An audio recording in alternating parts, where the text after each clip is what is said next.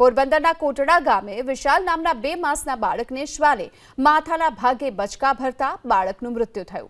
પોરબંદર શહેર અને ગ્રામ્ય વિસ્તારોમાં દર મહિને 400 થી 500 લોકો શ્વાનના આતંકનો ભોગ બની રહ્યા છે અને છેલ્લા 1 વર્ષમાં તો 6596 લોકોને શ્વાને બચકા ભર્યા।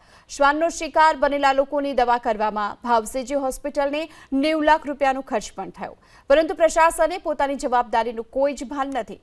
નગરપાલિકાને અનેકવાર રજૂઆતો કરવામાં આવી છે, છતાં પણ શ્વાનને પકડવાનું તો દૂર રહ્યું, ખસીકરણ પણ કરવામાં નથી આવી રહ્યું।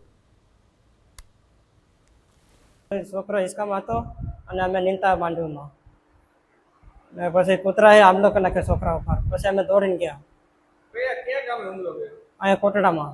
કેટલા વાગે? 4 વાગે। તમે શું વ્યવસાય કરો? હવે ખેતીવાડી ભાગ્યું રાખેલો। બાળકનું નામ શું છે? વિશાલ। વિશાલ? હા। કેવી રીતે કૂતરું કેવી રીતે લઈ ગયું? એ ત્યાં હિસકો ત્યાં ફાડીને ત્યાં છોકરાને માથામાં પકડી લીધું।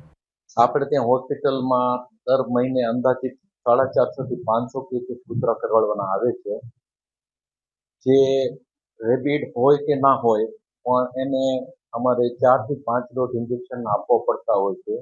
એ ARV ઇન્જેક્શન એક 250 થી 300 રૂપિયાનું આવતું હોય છે, એટલે માસિક ખર્ચો મારે 7 થી 8 લાખ રૂપિયાનો આ કૂતરાના કરાડવા પાછળ દર્દીઓ પર કરવો પડતો હોય છે।